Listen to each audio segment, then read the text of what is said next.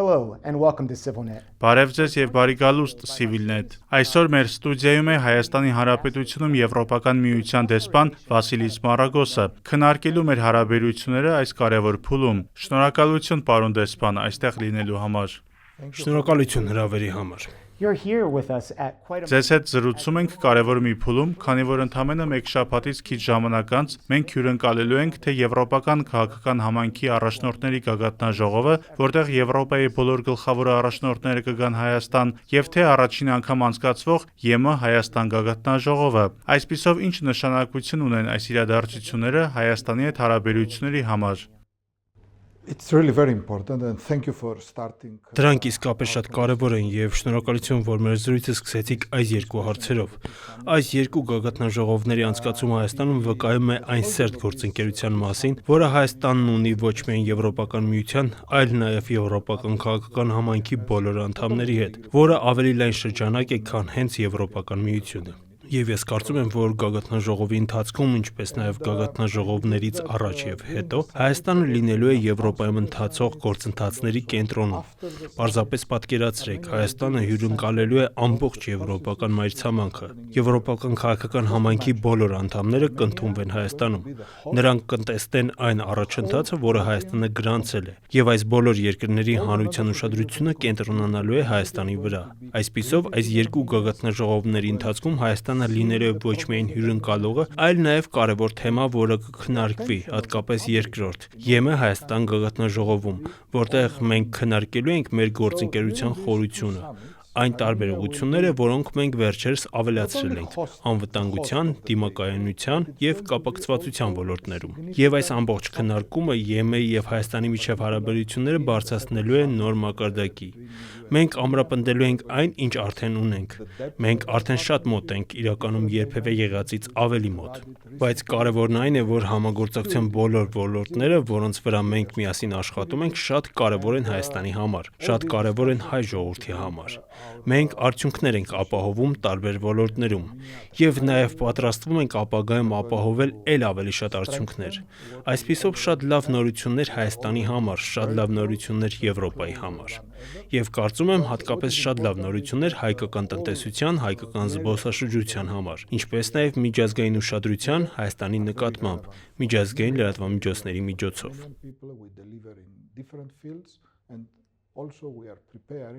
To deliver even more in the future. So, very good news for Armenia, very good news for Europe, and I believe it is in particular very good news for Armenian economy, Armenian tourism, but also international attention on Armenia through international media. It's so rare. Շատ հազվադեպ է, որ որևէ երկիր, հատկապես Հայաստանը, ունենա ամբողջ Եվրոպայի ուշադրությունը իր վրա։ Այսպիսով սա այն պահն է, երբ պետք է լավ տպավորություն թողնել, եւ մենք իհարկե հույս ունենք դա անել։ I agree with you, sorry. Համաձայն եմ ձեզ հետ, եւ իրականում առաջին տպավորություն թողնելու երկրորդ հնարավորություն սովորաբար չի լինում։ Այսպիսով սա իսկապես կարևոր է, եւ այն, ինչ ուզում եմ ասել ԵՄ Հայաստան գագաթնաժողովի մասին, այն է, որ մենք բոլոր գործընկեր երկրների հետ գագաթնաժողովներ չենք անցկացնում։ Իրականում վերջին գագաթնաժողովը, որը Եվրոպական միությունը անցկացրել է, եղել է Հնդկաստանի հետ։ Կարծում եմ շատ կարևոր է նկատել, թե որքան մեծ կարևորություն է Եվրոպական միությունը տալիս Հայաստանի եւ հայ ժողովրդի հետ գործընկերությանը։ It's good extra context. Սա լավ լրացուցիչ համատեքստ է, երբ Եվրոպայի ուշադրությունը մեզ վրա է սևեռված։ Մի հարց, որը գիտեմ, որ անպայման բարձրացվելու է, որովհետև ինձ դրա մասին անընդհատ հարցնում են, վիզաների ազատականացումն է։ Դա հնարավորություն կտա Հայաստանի քաղաքացիներին կարճաժամկետ ուղևորություններ կատարել դեպի ԵՄ առանց վիզայի։ Մեր հարևան Վրաստանը արդեն ունի այդ հնարավորությունը։ Այսպիսով այս գործընթացը այժմ որտեղ է գտնվում, եւ արդյոք մոտ ապագայում որևէ առաջընթաց է սպասվում, օրինակ այս գագաթնաժողովի արդյունքում։ Yes.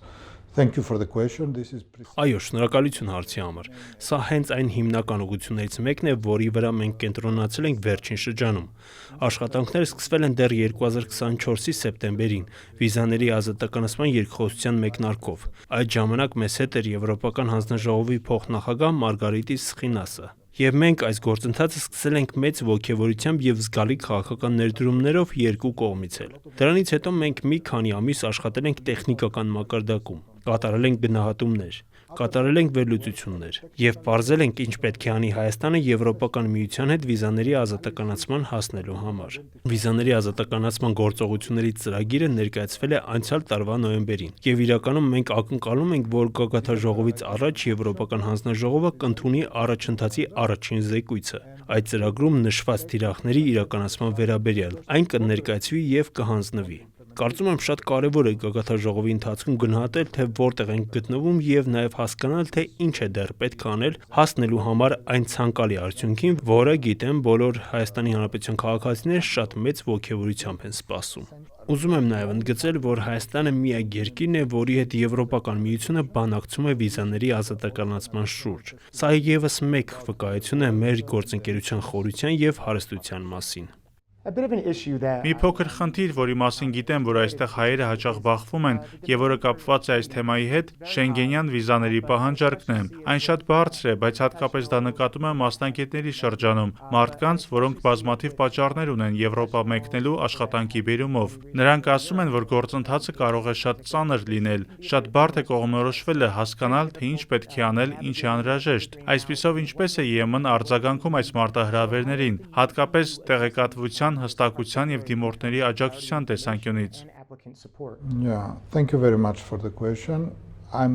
Շատ շնորհակալություն հարցի համար։ Ես շատ լավ ծանոթ եմ վիզաների տրամադրման հետ կապված մարտահրավերներին։ Սա խնդիր է, որը բարձրացվում է բազմաթիվ երկրներում, այդ թվում Հայաստանում։ Հենց այն բարձր պահանջարկի պատճառով, որը դուք նշեցիք։ Բարձր պահանջարկ, որը ես շատ դրական եմ գնահատում, որովհետև հայաստանցիները սիրում են գնալ Եվրոպա, սիրում են Եվրոպա մեկնել որպես զբոսաշրջիկներ, սիրում են Եվրոպա մեկնել որպես մասնագետներ, որպես գործարաններ նրանք ցանկանում են բիզնես անել Եվրոպայի հետ։ Այսպիսով շատ դրական է, որ մենք ունենք այս բարձր պահանջարկը։ Վերջին տարիներին մենք ավելացրել ենք տրամադրվող վիզաների քանակը։ 2024-ին մենք հասել ենք տարեկան 100,000 վիզայի մակարդակի, բայց կարևոր է նաև հասկանալ, թե ինչպես կարող ենք երկու կողմերից էլ հետագայում բարելավել փոխգործակցությունը։ Շատ դրական է, որ դուք նշեցիք ընթացակարգերի եւ տեղեկատվության հստակության հարցը։ Մեր հիպոթեզությունները Եվրոպական միությունը Միացյալ Նահանգների նման չէ։ Մենք չունենք մեկ հիպոթեզություն, մենք ունենք ԵՄ անդամ պետությունների մի քանի հիպոթեզություններ։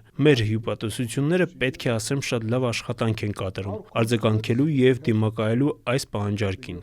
Եվ ինչպես արդեն նշեցի, նրանք տրամադրում են գնալով ավելի շատ վիզաներ։ Մենք ունենք նաեւ երկու երկիր, որոնք պատրաստվում են բացել հիպոթեզություններ՝ Հունգարիան եւ Կիպրոսը։ Եվ ունենք մի շարք երկրներ, որոնք էապես ավելացրել են իրենց հիպոթեզությունների աշխատակիցների թիվը, օրինակ Լիտվան, ինչպես նաեւ Գերմանիան։ Եվ այս երկրներից շատերը կարողությունների ուժեղացման շնորհիվ բարելավել եւ արագացրել են հատկապես դիմորդների կողմից ամրագրվող ժամադրությունները։ Հայաստանի հեղինակավոր լրատվամիջոցների աջակցությամբ, ինչպես նաև մեր միջազգային գործընկերներից մեկի ICMPD-ի հետ, մենք կազմակերպել ենք մի շարք միջոցառումներ լրագրողների համար, դասընթացներ եւ այլն։ Ձեր գործընկերներից մոտ 30-ը մասնակցել են սեմինարի, որը մենք կազմակերպել ենք մի քանի շաբաթ առաջ։ Եվ հիմա մենք ակնկալում ենք, որ ավելի կոնկրետ տեղեկատվություն կհասնի քաղաքացիներին ընթացակարգերի վերաբերյալ։ Իդեպ, մեր հիպոթեզություններից շատերը երբեմն բարձրացնում են նաև միջնորդների հարցը, որոնք հավանաբար միշտ չէ, որ ճիշտ տեղեկատվություն են տրամադրում։ Ուստի ես իսկապես ցանկանում եմ կոչ անել Հայաստանի քաղաքացիներին դիմել հիպոթեզություններին, դիմել ծառայությունների կենտրոններին։ Եվ եթե որևէ մտահոգություն կա, որը կապված է ընթացակարգերի հետ, նրանք պետք է կրկին դիմեն ԵՄ ներկայացուցիչներին հավելյալ աջակցություն ստանալու համար։ Այնինչ դուք նշեցիք՝ դիմորդների աջակցություն։ Իրականում Հայաստանի քաղաքացիները կարող են ինքնուրույն կազմել եւ պատրաստել իրենց դիմումները, որովհետեւ դիմումը այնքան էլ բարդ չէ։ Միջնորդներին դիմելու կարիք չկա, բայց մյուս կողմից մենք հասկանում ենք, որ պահանջարկը բարձր է։ Մենք հասկանում ենք, որ ձեր նշած մասնագետներից շատերը պետք է ճանապարհորդեն։ Եվ սա այն պատճառներից մեկն է, թե ինչու ես խնդրել եմ նաև անդամ պետությունների իմ գործընկերներին հատկացնել ժամանակ այն մասնագետների եւ մարդկանց այն խմբերի համար, որոնք հաճախ են ճանապարհորդում։ Եվ այս հարցում կա բավականին մեծ ճկունություն։ Կցանկանայի նաև հիշեցնել, որ մենք արդեն ունենք վիզաների դյուրացման գործող համաձայնագիր, որը թույլ է տալիս երկարաժամկետ վիզաների տրամադրում, իհարկե պայմանների պահպանման դեպքում։ Սա մեր կողմից մեծ պարտավորություն է տրամադրել երկարաժամկետ վիզաներ այն մարդկանց, որոնք ավելի հաճախ պետք է մեկնեն ԵՄ։ Բայց կարևոր է նաև նշել, որ վիզաների ազատականացման գործընթացը, երբ այն ավարտվի եւ չափանիշները կատարվեն, կստեղծի ել ավելի շատ հնարավորություններ ճանապարհորդելու համար։ And as you Եվ mentioned, ինչպես դուք նշեցիք, ժամանակացույցի առումով կարծում եմ ժամանակ գտնելը եւ ժամադրություններ ամրագրելը եղել է հիմնական խնդիրը։ Այս թեմայի վերաբերյալ ինչ կասեք դիտողների համար։ We understand that there is a challenge. Մենք հասկանում ենք, որ հանդիպումների ամրագրման հարցում կա դժվարություն։ Ուզում եմ ընդգծել, որ դա հիմնականում պայմանավորված է բարձր պահանջարկով, բայց կա նաև մեկ լրացուցիչ գործոն։ Երբեմն նույն անձը դիմում է մի քանի հիպոթեզություններ։ Ուստի ես ցանկանում եմ կոչ անել Հայաստանի քաղաքացիներին առաջին հերթին նախապես պլանավորել, ինչպես նաև ժամանակ տալ հիպոթեզություններին արձագանքելու իրենց դիմումներին։ Բայց նաև ցանկանում եմ կոչ անել պահպանել կանոնները։ Շենգենում մենք ունենք ազատ տեղաշարժ, բայց կա կանոն, որ դուք պետք է դիմեք այն երկրի դեսպանությանը կամ հիպոթեզությանը, որտեղ ցանկանում եք այցելել։ Այսինքն չպետք է դիմել այլ հիպոթեզությունների, եթե ցանկանում եք այցելել օրինակ Իտալիա, Հունաստան, Լեհաստան։ Այս բոլոր եվրոպական երկրները շատ գրավիչ են Հայաստանի համար։ Պետք է դիմել համապատասխան հիպոթեզությանը։ Չպետք է դիմել այլ հիպոթեզություն, որովհետև դա խաթարում է համակարգը եւ կարող է խնդիրներ ստեղծել ապագայում։ Այսպեսով ես կոչ եմ անում Հայաստանի քաղաքացիներին հնարավորինս շուտ դիմել վիզաների համար անհրաժեշտ փաստաթղթերով եւ համոզված եմ, որ մեր գործընկերները հիպոթեզություններում կգտնեն լավագույն հնարավոր ճանապարհը ձեզ աջակցելու համար։ well, that's good advice. Լավ խորհուրդ է։ Եվրամիության նախաձեռնություններից մեկը, որն իմ սրտին շատ մոտ է, ԵՄ քաղաքացիական դիտորդական առաքելությունն է, որն այստեղ է 3 տարի։ Կա դեռևս չստորագրված խաղաղության պայմանագիր Հայաստանի եւ Ադրբեջանի միջև, որտեղ նշվում է, որ կողմերը չեն տեղակայելու երրորդ կողմի ուժեր իրենց սահմանների երկայնքով։ Կարծում եմ, սա կարող է կապ ունենալ ԵՄ դիտորդական առաքելության հետ, որովհետև Ադրբեջանը մեղմ ասած այնքան էլ մեծ ոգևորությամբ չի վերաբերվում դրան։ Այսպիսով, ինչպիսի ազդեցություն կարող է սա ունենալ առաքելության վրա, եթե այս պայմանագիրը ստորագրվի։ Yeah. First of all, I have to say that we are supporting. Նախ եւ առաջ պետք է ասեմ, որ մենք աջակցում ենք խաղաղությանը եւ կարգավորմանը Հայաստանի եւ Ադրբեջանի միջև։ Եվ այժմ մենք կարծում ենք, որ նախաստորագրված խաղաղության պայմանագիրը շատ լավ հիմք է եւ մենք աջակցում ենք բոլոր հաջորդ քայլերին։ Այդ խաղաղությունը ինստիտուցիոնալացնելու եւ այն իրականություն դարձնելու բոլոր ուղղություններով։ Այս հարցում ԵՄ-ից կա շատ ուժեղ աջակցություն։ ԵՄ-ի դիտորդական առաքելության ներկայությունը Հայաստանում իրականում եղել է այդ աջակցության բաղադրիչներից մեկը ուղղված խաղաղությանն ու կարգավորմանը տարածաշրջանում։ Եվ ես համոզված եմ, որ առաքելության ներկայությունը դրական ազդեցություն է ունեցել տարածաշրջանում կարգավորման վրա։ Անշուշտ այն ունեցել է դրական ազդեցություն ցույց տալով, թե որքան մեծ է Եվրոպական միության համերաշխությունը եւ ներկայությունը այն տարածաշրջաններում, որտեղ ապրում են այս հակամարտությունից տուժած բնակիչները։ Եվ ներկայում առաքելությունը շարունակում է իրականացնել պարեկային գործունեություն իր մանդատի շրջանակում, շարունակում է այցելել սահմանային շրջաններ, շարունակում է այցելել գյուղեր, շարունակում է աշխատել տեղական իշխանությունների հետ եւ սա շատ բարձր է գնահատվում։ Ոստի ցանկանում եմ եւս մեկ անգամ շնորհակալություն հայտնել Հայաստանի իշխանություններին, ինչպես նաեւ հայ ժողովրդին այս առաքելությունը հյուրընկալելու համար։ Սա եղել է մեր համագործակցության եւ գործընկերության հաջողված բաղադրիչներից մեկը։ Եվ մենք այստեղ ենք այնքան ժամանակ, որքան դա անհրաժեշտ է։ Այնքան ժամանակ, որքան Հայաստանի իշխանությունները ցանկանում են, որ մենք այստեղ լինենք։ Այս առաքելության ներկայիս մանդատը ուժի մեջ է մինչև հաջորդ տարվա փետրվարը, սակայն շատ շուտով կկատարվի վերանայում հասկանալու համար, թե արդյոք այն պետք է շարունակվի, ինչ կարիքներ կան։ Եվ իհարկե, մենք այստեղ ենք այնքան ժամանակ, որքան Հայաստանի իշխանությունները ցանկանում են, որ մենք այստեղ լինենք հստակ մանդատի հիման վրա, որը կրկին նշեմ, վերաբերում է խաղաղությանը եւ կարգավորմանը տարածաշրջանում, ներառյալ հակամարտությունից տուժած բնակչության մարդկային անվտանգությանը։ Populations which are affected by the conflict. There's another initiative that Կա եւս մեկ նախաձեռնություն, որը ավելի գործոն փուլ է մտնում վերջերս։ Դա սահմանային բարեկեցությունից զատ գործունեությունն է։ Խոսքային ծրագրերի մասին է, որոնց շրջանակում նախատեսվում է տեղակայել, թե կարճաժամկետ աջակցության թիմ այս ընտրական շրջանի համար հունիսի 7-ին Հայաստանում անցկացվելու են խորհրդարանական ընտրություններ, եւ ինչպես հայտնի է, նաեւ ավելի երկարաժամկետ կամ առնվազն երկամյա քաղաքացիական առաքելություն, որը պետք է ուժեղացնի երկրի դիմակայունությունը հիբրիդային սպառնալիքների նկատմամբ։ Կարող եք մանրամասնել այս թիմերի կոնկրետ գործառույթները եւ ինչպես են դրանք համագործակցում հայկական կառույցների հետ, ընտրական եւ հետընտրական գործընթացները ամրապնդելու համար։ Thank you very much for the question. You know this. Շատ շնորհակալություն հարցի համար։ Դուք գիտեք, որ Հայաստանին մեր աջակցության ու համագործակցության ծրագրերը իրականացվում են բազմաթիվ ոլորտներում։ Մենք համագործակցում ենք տնտեսական ոլորտում, էներգետիկայում, տրանսպորտի եւ կապակցվածության ոլորտներում։ Մենք համագործակցում ենք նաեւ բարեփոխումների ուղղությամբ, օրինակ արդարադատության, ոստիկանության բարեփոխումների ոլորտներում։ Եվրոպական միությունը օրինակ աջակցել է ոստիկանության բարեփոխմանը Հայաստանում։ Մենք աջակցել ենք բարեկային ոստիկանությանը։ Հայաստանի շատ քաղաքացիներ, երբ տեսնում են բարեկային ոստիկանությանը մարզերում, տեսնում են, որ նրանք երթևեկում են մեքենաներով, որոնք գնվել են ԵՄ աջակցությամբ։ Սա մեր հարաբերությունների, մեր գործընկերության ԴՆԹ-ի մի մասն է։ Հիբրիդային սպառնալիքների ժողովրդավարության սպառնացող վտանգների մասով Եվրոպական միությունում վերջերս ունեցել ենք փորձառություն։ Ապատեգատվական արշավներ, կեղծ լուրերի տարածում, արհեստական բանականության օգտագործում, երբեմն հենց այս ապատեգատվության նպատակներով։ Ուստի շատ կարևոր է, որ պետությունները, ժողովրդավարական պետությունները, ամրապնդեն իրենց դիմակայունությունը, որպեսզի կարողանան դիմակայել այսպիսի սպառնալիքներին։ Սրանք ժամանակակից սպառնալիքներ են ժողովրդավարության համար։ Սրանք ժամանակակից սպառնալիքներ են ազգային ինքնիշխանության համար։ Մեր տեսանկյունից հիբրիդային սպառնալիքները նաև այն միջավայրի մի մասն են, որը խնդիրներ է ստեղծում ազգային անվտանգության համար։ Վերջին շրջանում մենք ուժեղացրել ենք Հայաստանի հետ համագործակցությունը անվտանգության հետ կապված հարցերում։ Դուք արդեն հիշատակեցիք ԵՈՒՄ-ան, ցանկանում եմ ընդգծել, որ ԵՈՒՄ-ան քաղաքացիական առաքելություն է։ Նրանց մոտ գեթ 1 զենք չկա, բայց միևնույն ժամանակ դա շատ կարևոր եւ հաջողված օրինակ է, թե ինչպես կարելի է ուժեղացնել անվտանգությունը առանց զենքի։ Սա իսկապես կարևոր է հասկանալ։ Մեր ԴՆԹ-ն խաղաղության վրա մեր կենտրոնացումը հիմնված է ամբողջ հասարակության եւ ամբողջ կառավարության մոտեցման վրա, անվտանգության սպառնալիքներին դիմակայելու հարցում։ Այս տեսանկյունից Եվրոպական միությունը արձագանքել է Հայաստանի իշխանությունների խնդրանքին կիսվել իրենց փորձով եւ գործիքակազմով հենց այս հիբրիդային սպառնալիքների ոլորտում։ Գիտեմ, որ այս հասկացությունը գուցե բոլոր լսարաններին այնքան էլ ծանոթ չէ, բայց կարծում եմ կարևոր է հասկանալ, որ հիբրիդային սպառնալիքը բազմաշերտ է։ Այն կարող է լինել տեղեկատվական, կարող է լինել անվտանգային, կարող է լինել կիբեր ոլորտում։ Եվ շատ հաճախ այն կապված է նաև կարևոր ենթակառուցվածքների հետ։ Մեր մոտեցումն է կիսվել մեր փորձով մեր հայ գործընկերների հետ ցույց տալ, թե ինչ է անում Եվրոպական միությունը եւ նրանց տրամադրել գործիքները, որոնք նրանք կարող են օգտագործել,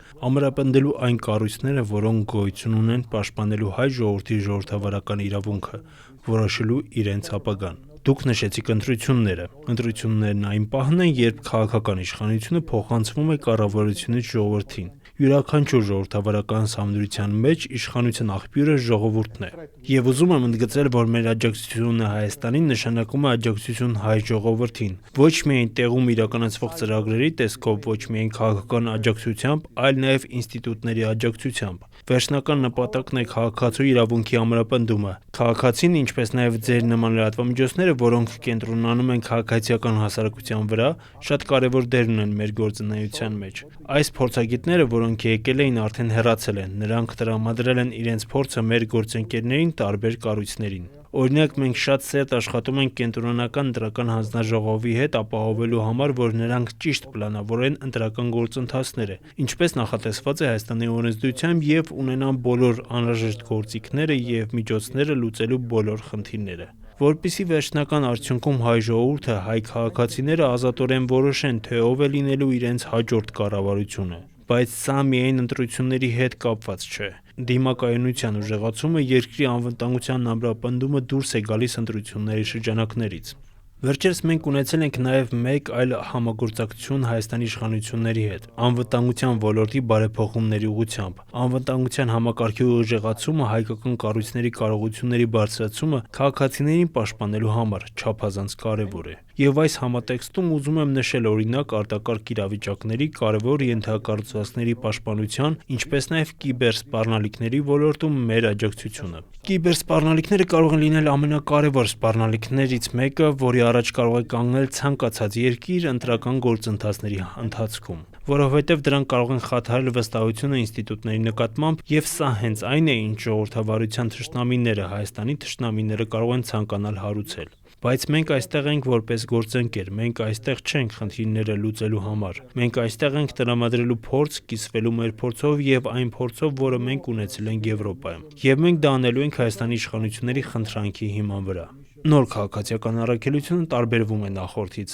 Այն ունենալու է զուտ խորհրդատվական դեր եւ կենտրոնանալու է դիմակայունության եւ ինստիտուտների աջակցության վրա։ Եվ համոզված եմ, որ այն Հայաստանին կդարձնի ավելի ուժեղ։ Բայց որոշողը այստեղ Հայաստանի իշխանություններն ու հայ ժողովուրդն են, իսկ մենք միայն աջակցող դեր ունենք։ Armenian people, and we are only here in a supportive role. So these cyber threats are very much. Այս կիբեր սպառնալիքները շատ իրական են։ Մենք դա տեսնում ենք այստեղ CivilNet-ում։ Մեզ ուղարկում են ամեն տեսակի կեղծ լուրեր եւ արհեստական բանականությամբ ստեղծված պատմություններ։ Մենք չենք գիտակցում, թե ով կամ որտեղից են դրանք գալիս, թեև կան որոշ հետքեր, որոնք մատնանշում են տարածաշրջանի որոշ երկրների, բայց կա մի բան, որի մասին ուզում եմ ձեզ հարցնել։ Ինչպես մենք տեսել ենք Մոլդովայում եւ Ռումինիայում, դրանք այն երկու հիմնական երկիրն են, որոնք հաճախ հիշատակվում են վերջին ընտրությունների համատեքստում։ Գիտեմ, որ Ռումինիայում նույնիսկ կրկնել են ընտրությունները, այսպես կոչված հիբրիդային սպառնալիքների եւ ապատեղեկատվական հարձակումների պատճառով։ Բայց այստեղ Հայաստանում այս լարված ժամանակահատվածում շատերը ասում են, որ ԵՄ ներգրավվածությունը ավելի շատ աջակցություն է գործող իշխանությանը ընդդեմ ընդդիմության առաջիկա ընտրություններում։ Ինչ կասեք նրանց, ովքեր այդպես են մտածում։ Saying that.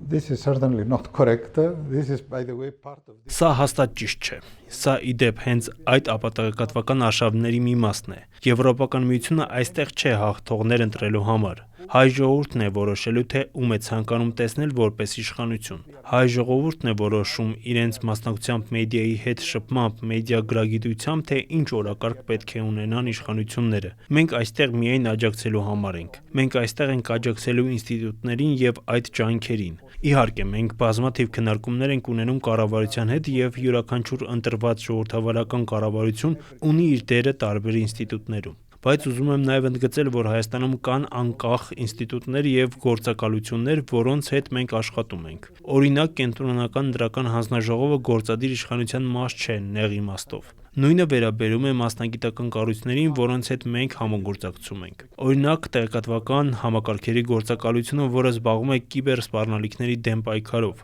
Այսպիսով մենք այստեղ ենք որպես հայ ժողովրդի գործընկեր, մենք իհարկե նաև կառավարության գործընկերն ենք, բայց մենք աշխատում ենք նաև խորհրդարանում ընդդիմության հետ։ Մենք երկխոսություն ունենք բոլորի հետ։ Վերջի վերջո մենք ամբողջությամբ չեզոք ենք այն հարցում, թե ինչ ընտրություն կկատարի հայ ժողովուրդը։ Բայց ուզում եմ մի բան ընդգծել։ Երբ խոսքը վերաբերում է Եվրոպական միության եւ Հայաստանի գործընկերությանը, պետք է ասեմ, որ մենք ամբողջությամբ չեզոք չենք։ Մենք ցանկանում ենք այս գործընկերությունը։ Մենք արդեն համաձայնության ենք եկել դրա շուրջ։ Եվ իդեպ, դա միայն ներկայիս կառավարության հարցը չէ։ ՍԵՊԱ համաձայնագիրը ստորագրվել է նախորդ կառավարության կողմից։ Մենք արդեն ունենք համագործակցության շրջանակ, եւ մենք ցանկանում ենք շարունակել այդ համագործակցությունը կրկին հայ ժողովրդի շահերի համար։ Այսպիսով մենք չեզոքենք քաղաքական ընտրության հարցում, մենք չենք քվեարկում։ Ես չեմ քվեարկելու, Եվրոպական միությունից ոչ ոք չի քվեարկելու, բայց քվեարկելու են հայ քաղաքացիները։ Եվ ես իսկապես ցանկանում եմ ասել, որ յուրաքանչյուր Հայաստանի քաղաքացի տնօրինում է իր երկրի ճակատագիրը, եւ կարծում եմ, որ նրանք պետք է օգտագործեն այդ ուժը, ինչպես դա անում են բոլոր քաղաքացիները ժողովրդավարական երկրներում։ Դուք հիշատակեցիք երկրներ, որտեղ նման փորձառություններ արդեն եղել են։ Պետք է ասեմ, որ յուրաքանչյուր երկիր տարբեր է։ Մենք պատրաստ ենք կիսվել մեր փորձով, որը մենք տեսել ենք այլ երկրներում։ Իրականում կիբեր սպառնալիքների եւ ապատեղեկատվության հետ կապված խնդիրները կրկնվում են ԵՄ բոլոր անդամ պետություններում եւ նույնիսկ դրանցից դուրս։ Սա է պատճառը, որ անկախ լրատվամիջոցները մեդիա գրագիտությունը չափազանց կարեւոր են։ Բայց մենք նաեւ պետք է համակարգված ձևով կառուցենք մեր արձագանքը այս հիբրիդային սպառնալիքներին, որովհետեւ մյուս կողմում կա բարձր մակարդակի կազմակերպվածություն։ Կան չարամիտ դերակատարներ, որոնք հավանաբար ցանկանում են աշխարհում ավելի մեծ քաոս տեսնել։ Մենք այդպիսի դերակատարներ չենք, մենք այն դերակատարն ենք, որը կենտրոնացած է խաղաղության, բազմակողմ համագործակցության եւ յուրաքանչյուր երկրի եւ ժողովրդի ինքնիշխան իրավունքի վրա որոշելու իր ապագան։ To define their future. So a term that comes up. Եվս մեկ հասկացություն, որը հաճախ օգտագործվում է ԵՄ Հայաստան հարաբերությունների համատեքստում, դիմակայունության կառուցումն է։ Եթե նայենք Հայաստանին այսօր, տեսնում ենք մի երկիր, որի արտահանման մոտ 80%-ը գնում է Ռուսաստան, իսկ մնացածը դեպի Իրան, որը նույնպես բարդ իրավիճակում է։ Այսպիսով Ռուսաստանը մեծ ազդեցություն ունի Հայաստանի վրա եւ կարծես պատրաստ է տնտեսական ճնշում գործադրել, եթե Հայաստանը գնա այն ճանապարհով, որը իրեն դուր չի գալիս։ Այս պայմաններում ինչպիսի դեր կարող է ունենալ ԵՄ-ն աջակցելու Հայաստանի դիմակայունությանը, երբ այն փորձում է դիվերսիֆիկացնել իր գործընկերության շրջանակը։ The focus on resilience is a very important. Դիմակայունության վրա կենտրոնացումը շատ կարևոր է։ Կցանկանայի հիշեցնել, որ 2 տարի առաջ մենք հայտարարեցինք Հայաստանի համար դիմակայունության եւ աճի ծրագիրը, որը ներկայում իրականացվում է։ Այս ծրագրի շրջանակում դրամաշնորհային աջակցությունը կազմում է 270 միլիոն եվրո։ Վերջերս մենք ունեցել ենք հանձնակատար Կոսի այցը, որը կառավարության հետ միասին ստորագրել է այս ծրագրի երկրորդ փուլը։ Այսինքն սա նոր գումար չէ։ Ուզում եմ լինել հնարավորինս հստակ եւ ճշգրիտ այս հարցում։ Բայց կարևորն այն է, որ այս ընթացքում մենք կենտրոնացել ենք բարեփոխումների վրա, հայկական արտադրանքի որակի չափանիշների վրա, ինչպես նաև հայկական ընկերություններին տրամադրել ենք մարքեթինգային եւ այլ խորհրդատվություն իրենց արտադրանքը արտահանելու համար դեպի ԵՄ, բայց ոչ միայն դեպի ԵՄ, նաև այլ շուկաներ։ Կարծում եմ, որ կան բազմաթիվ հայկական ընկերություններ, որոնք շահում են տարբեր գործընկեր երկրների հետ առևտրից, ներառյալ Ռուսաստանը։ Սա կարևոր է, քանի որ Հայաստանը նաև Եվրասիական միության մաս է։ Սրանք Հայաստանի կառավարության ինքնիշխան որոշումներն են։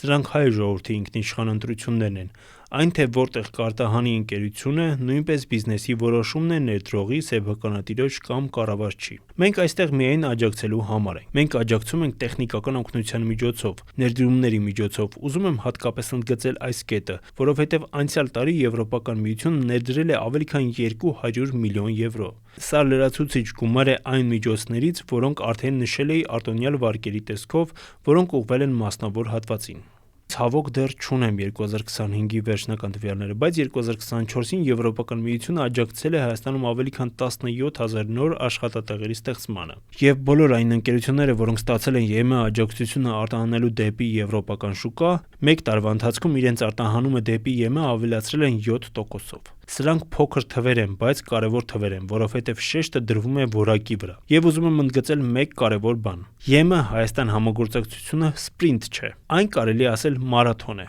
Սա երկարաժամկետ ներդրում է, հիմնականում հիմնված որակի եւ կանխատեսելիության վրա։ Եվ այն ընկերությունները, որոնք արտահանում են դեպի Եվրոպական միություն, ստանում են ավելի մեծ կանխատեսելիություն, ավելի բարձր արժեք ու նաև նպաստում են Հայաստանի ճանաչելիությանը եւ բրենդավորմանը արտերկրում։ Ես հատկապես հպարտ եմ, որ անցյալ տարի Հայաստանում աջակցել ենք նաև նորաձևության շաբաթին։ Մենք նաև աջակցել ենք Հայաստանի մասնակցությանը մի շարք միջազգային ցուցահանդեսների եւ տնօրինավաճառների, որտեղ բազմաթիվ հայկական ընկերություններ ստացել են մրցանակներ։ Այդ թվում օրինակ Բրյուսելի գինու ցուցահանդեսը, որը ըստ էության տեղափոխվելու է Հայաստան։ Մենք սա մոռացել ենք նշել, բայց սա եւս մի կարևոր ուղղություն է, որտեղ աշխարհի եւ հատկապես Եվրոպայի գինեգործական աշխարհի ուշադրությունը կենտրոնանալու է Հայաստանի վրա։ Սրանք բոլորը նոր կարևոր հնարավորություններ են թե արտահանման, թե լրացուցիչ ներդրումների համար։ But when it comes to diversifying Երբ խոսում ենք առևտրային գործընկերների դիվերսիֆիկացման մասին, դա նաև նշանակում է առևտրային ուղիների դիվերսիֆիկացում, եւ մի բան, որը կարծում եմ չափազանց կարևոր է Հայաստանի համար, սահմանների բացումն է։ Մենք տեսնում ենք որոշակի առաջընթաց TRIP նախագծի տեսքով, բայց դա ամբողջ պատկերի միայն մի մասն է։ Թուրքիան արդեն տարիներ շարունակ ասում է, որ պատրաստ է բացել սահմանը, սակայն իրականում չի երևում, որ ունի դա անելու իրական հետաքրքրություն։ Մենք դեռ սպասում ենք։ Կարծում եմ ԵՄ-ն ունի իր տեսլականը Հարավային Կովկասում տրանսպորտային ուղիների բացման վերաբերյալ։ Կպատմեք դրա մասին։ about that. Thank you for the question. Շնորհակալություն հարցի համար։ Եվրոպական միությունը մեծ ուշադրություն է դարձնում կապակցվածությանը եւ առաջիկայում դուք այս թեմայի մասին ավելի շատ կլսեք, հատկապես գագաթնաժողովի համատեքստում։ Երբ հանձնակատար Կոսը այստեղ էր, մենք շատ խոսեցինք տարածաշրջանային կապակցվածության մասին, ինչպես նաև Հայաստանի ներգրավման մասին միջին միջանցքում։ Ինչ է միջին միջանցքը։ Դա Եվրոպայի եւ Չինաստանի միջև կապն է Հարավային Կովկասի եւ Կենտրոնական Ասիայի միջոցով։ Մենք արդեն ձևավորել ենք համագործակցության հարթակներ բոլոր այն գործընկերների միջև, որոնք ներգրաված են այս միջանցքում։ Եվրոպական միությունն առաջին հերթին աջակցում է խաղաղության խաչմերուկ նախաձեռնությանը, որը Հայաստանի պաշտոնական տեսլականն է տարածաշրջանային կապակցվածության վերաբերյալ։ Իհարկե, մանրամասները պետք է համաձայնվեն տարբեր գործընկերների միջև, սա շատ կարևոր է հստակ հասկանալու համար։ Բայց Եվրոպական միությունը կարող է աջակցել այս գործընթացին։ Մենք կարող ենք մոբիլիզացնել մեր գործիքները, հատկապես ֆինանսական գործիքները, բայց նաև կարող ենք աջակցել կարողությունների զարգացման հարցում այն, ինչ երբեմն կոչվում է փափուկ կապակցվածություն։ Եթե Հայաստանի միջոցով անցնի ավելի շատ երթևեկություն, ավելի շատ ուղիներ, ավելի շատ երկաթուղային կապեր, ավելի շատ ճանապարհներ եւ սահմանային անցակետեր, ապա անհրաժեշտ կլինի ուժեղացնել պետական կառույցների կարողությունները, մաքսային ծառայությունների, այլ գերատեսչությունների։ Բայց դա նաև կնշանակի ավելի շատ հնարավորություններ հայկական բիզնեսի համար, համար, ավելի մեծ ներգրավվածություն արժեքային շղթաներում։ Այս պահին մենք քննարկում ենք, թե ինչպես է այս գործընթացը զարգանալու ապագայում։ Մենք խոսում ենք տրանսպորտային, թվային կապակցվածության մասին եւ մեծ ուշադրություն ենք դարձնում նաեւ էներգետիկ կապակցվածությանը։ Եվրոպական միությունն արդեն ներդրել է ավելի քան 2.5 միլիարդ եվրո Հայաստանի կապակցվածության ոլորտում։ Մեր բոլոր ներդրումները տնտեսական եւ ներդրումային ծրագրի շրջանակում, որոնք սկսվել են 2021-ին, մոտավորապես հասնում են այս թվին։ Դրանք ներառում են ԵՄ դրամաշնորհները, արտոնյալ վարկերը, ինչպես նաև մասնավոր հատվածի ներդրումները, որոնք անհրաժեշտ են կայունության համար։ Մասնավոր հատվածը շատ կարևոր է այս բոլոր նախագծերի կայունության համար։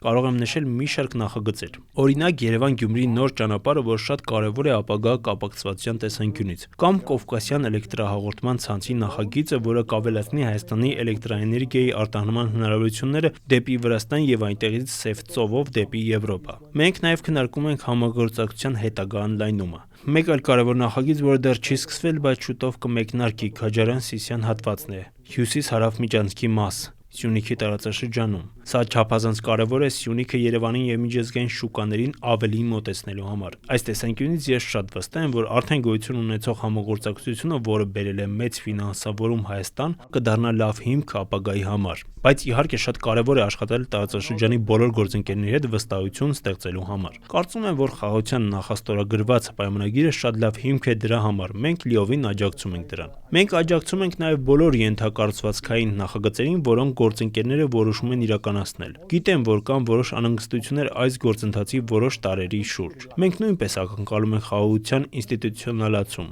Բայց միևնույն ժամանակ կարծում եմ, որ անցյալում վստահությունը խորը ճգնաժամի մեջ էր, իսկ այժմ տեսնում եմ մեծ պատրաստակամություն բոլոր կողմերից։ Ես չեմ տեսնում դիմադրություն, այլ տեսնում եմ հանձնառություն եւ վստահ եմ, որ տարածաշրջանում կլինի ավելի շատ խաղաղություն եւ կարգավորում, քան նախկինում։ Հաշվի առնելով աշխարհաքաղաքական իրավիճակը, Հարավային Կովկասը դարձել է առավել կարևոր ԵՄ-ի եւ այլ գործընկերների համար։ Եվ ես վստահ եմ, որ այս հետաքրքրությունները եւ մեր արժեքները կհամընկնեն, ստեղծելու ավելի լավ պայմաններ առաջին հերթին հայ ժողովրդի, բայց նաեւ տարածաշրջանի ժողովուրդների համար։ For the Armenian people, but I would say also for other peoples in this region. So we're looking for cooperation. Մենք ակնկալում ենք համագործակցություն, որովհետև կա նաև մտավախություն, որ Թուրքիան կարող է կապվել Ադրբեջանի հետ Նախիջևանի միջոցով եւ այսպես ասած շրջանցել Հայաստանը բացառությամբ թրիփի այդ հատվածի։ Ինչ կասեք։ Is there much to hope for there? I think that what I have Ես կարող եմ ասել, որ Եվրոպական միությունը կանի ամեն ինչ, որպեսզի Հայաստանը չշրջանցվի այս գործընթացում։ Կա շատ ուժեղ հանձնառություն Հայաստանի կառավարության եւ ժողովրդի կողմից դառնալու այս կապակցվածության մաս։ Եվ նաեւ պետք է հաշվի առնել Հայաստանի ներուժը, հատկապես թվային եւ ՏՏ ոլորտներում։ Այսպիսով դուք իրականում շատ լավ դիրքում եք, ավելի մեծ կապակցվածությունից շահելու եւ դրանում մասնակցություն ունենալու բոլորի օգտի համար։ Կարծում եմ, արևմուտքից դեպի արևելք, արևելքից դեպի արևմուտք եւ բոլոր գործընկերների միջև հոսքերը կարող են ապահովել, որ դուք դառնաք այս գործընթացի իսկապես անփոխարինելի մաս, եւ սա նաեւ մեր քաղաքականությունն է։ and this is also our policy. So to wrap up on a domestic question that's got Վերջում հարցն էր հայաստանյան օրակարգից, որը վերջին ամիսներին շատ է քննարկվում, ինչպես է ԵՄ-ն վերաբերվում հայաստանյա ծառայելական եկեղեցու եւ կառավարության միջև հարաբերությունների զարգացումներին։ Արդյոք այս լարվածությունը ազդեցություն ունի ԵՄ-Հայաստան գործընկերության վրա։ EU-Armenia partnership? So as in other situations we follow Մենք շատ ուշադիր հետևում ենք այս գործընթացներին։ Սա կարևոր թեմա է հայ հասարակության համար։ Եվրոպական տարբեր երկրներում, այդ թվում Եվրոպայի խորհրդի անդամ երկրներում, որի մաս է նաև Հայաստանը, պետություն-եկեղեցի հարաբերությունները տարբեր կերպ են ձևավորվում, ավանդույթների եւ մոտեցումների հիման վրա։ Ես վստահ եմ, որ հայ ժողովուրդը կգտնի ճիշտ հավասարակշռություն, պահպանելով ինչպես մտքի եւ կրոնի ազատությունը, այնպես էլ սահմանադրական կարգը։ as constitutional order. Ambassador Maragos. Դեսպա Մարագոս, շատ շնորհակալություն այս հետաքրքիր զրույցի համար։ Շատ շնորհակալություն հնարավորության համար։ Շնորհակալություն, որ հետևում եք Civilnet-ին։